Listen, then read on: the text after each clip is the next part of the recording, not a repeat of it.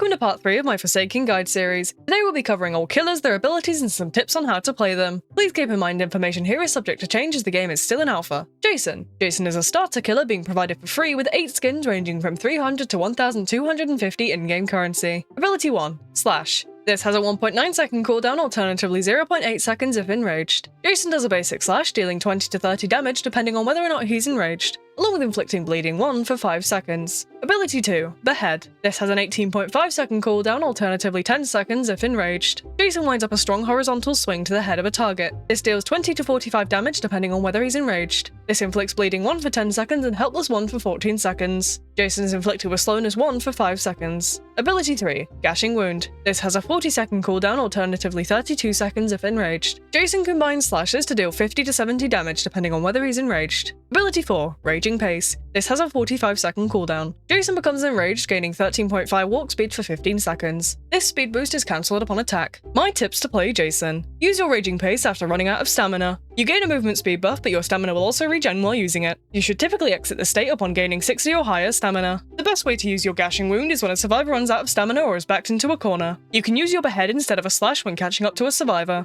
Using your basic attack while enraged is best, as you gain a lunge which gives you a bit of distance regardless of whether or not you hit it. If someone is using a Slate Skin potion, still hit them with slash. Try to use Gashing Wound as they come out of it, as this can deal the most damage. Try not to enter chases unless you have full stamina. You will never catch up and you will struggle if you don't. Cool Kid. Cool Kid is a purchased killer costing 900 with 7 skins ranging from 300 to 1250 in-game currency. Ability 1. Punch. This has a 2 second cooldown. Cool Kid does a punch worth 27.5 damage. Ability 2. Corrupt Nature. This has a 12 second cooldown. Cool Kid launches a projectile that deals 20 damage and reveals a survivor's aura for 10 seconds if damaged. Ability 3. Walk Speed Override. This has a 20 second cooldown. After a short wind-up, Cool Kid does a lengthy lunge for 2 seconds. This lunge stops prematurely upon collision with a survivor or obstacle. Colliding with the survivor causes the survivor to take 30 damage and applies Burning 2. Ability 4. Pizza Delivery. This has a 50 second cooldown. After a long wind-up, Cool Kid summons 2 pizza delivery bots with 14 speed. These automatically target the nearest survivor, dealing 10 damage a hit, revealing the survivor's aura and applying Burning 1 for 15 seconds. My tips to play Cool Kid. Your Corrupt Nature can go over short obstacles, so if you know where survivors are hiding, you can hit them with this. Regularly summon your pizza delivery bots as they will help you with map control and will lower the health of random survivors if hit. Your Corrupt Nature can be used in chase, so don't hesitate to try and cut survivors off with it. Your Walk Speed Override cannot be turned once active, so make sure you position this correctly and try to account for this. Use your Walk Speed Override only when you have a target, as it can cause you to lose vital time when you're not close to a survivor. Use the pizza delivery bots to follow a survivor and chase and corner them. Your pizza delivery bots will go for the nearest survivors, so you can try and use them if you're struggling to find someone. Keep in mind that your hitbox is slightly shorter than other killers, so try to account for this. You can aim your Corrupt Nature regardless of elevation, so you can aim for survivors hiding up on ledges. You can use your Corrupt Nature to destroy a sentry or dispenser Builderman has placed, especially if people are sat at it. Be careful with your stamina. You are slower than other killers and need to keep this in mind. John Doe. John Doe is a purchased killer costing 1000 with 4 skins ranging from 500 to 20,000 in-game currency. Passive 1.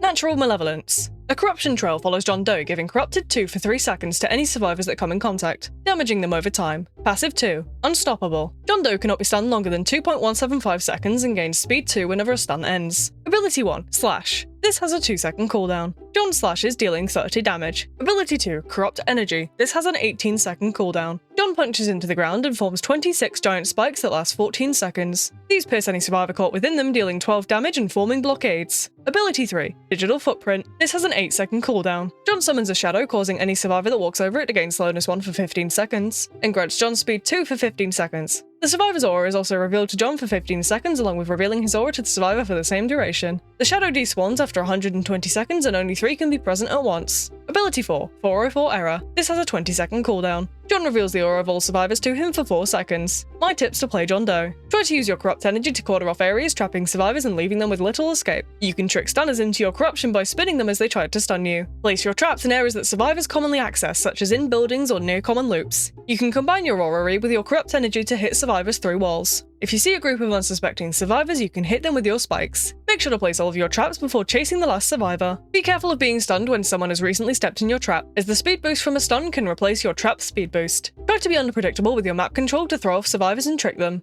Make sure to use your abilities as much as you can. 1x1x1x1. 1x1x1x1 is a purchased killer costing 1000 with 5 skins ranging from 400 to 1000 in-game currency. Passive 1. Parasitic. Every attack inflicts glitched and poison to some degree. Ability 1. Slash. This has a 1.75 second cooldown. 1x1x1x1 swings his sword, dealing 20 damage and inflicting poison 1 and glitched 1 for 5 seconds. Ability 2, Mass Infection. This has a 14-second cooldown. 1x1x1x1 winds up for 1.7 seconds before performing a horizontal split, forming a sharp shockwave. This inflicts glitched 4 and poison 5 for 15 seconds if a survivor is close, and glitched 1 and poison 3 for 10 seconds if a survivor is hit with a shockwave. This does 15 damage. Ability 3, Entanglement. This has an 18-second cooldown. After a 0.75 second warm-up, 1x1x1x1 throws the swords at 125 studs per second. If this hits a survivor, it inflicts Helpless 1 for 10 seconds and reveals their aura for 2 seconds. Alongside this, they receive Slowness X and have to complete a minigame closing pop-ups to end this state. Ability 4, Unstable Eye. This has a 30-second cooldown. 1x1x1x1 digs into his eye, revealing the aura of all living players and applying Speed 1 but Blindness 3 for 8 seconds. Ability 5, Rejuvenate the Rotten. This has a 200-second cooldown. 1x1x1x1 forces his sword into himself, resurrecting killed survivors as zombies that serve him. The zombies wander and target survivors within 20 studs. They will lose focus once the distance exceeds 60 studs. They have 30 health and deal 14 damage. They start with 0 charges and gain a charge upon killing for a maximum of 1. My tips to play 1x1x1x1. You can use your ranged attacks through walls, so don't hesitate to do this if a survivor breaks line of sight. You can treat your Unstable Eye ability as an aura read and use it to aim your projectiles past obstacles. Use your Entanglement for this. Use your Entanglement and then use your Mass Infection. Entanglement will immobilize the survivor, meaning they'll be susceptible to a further hit. Your Mass Infection's melee can do significant damage. Don't hesitate to attempt this if you feel you can. Predict the moves of the survivor. To aim your projectiles, you can try and predict the movements and fire in the direction you suspect they're headed. Your Mass Infection has an audio cue upon activation, so be careful of this. Try to bait out stuns before using your projectiles. And that's all from part 3. This marks the end of my Forsaken Guide series. But I'm looking to do more Forsaken content, so feel free to drop suggestions in my Discord server.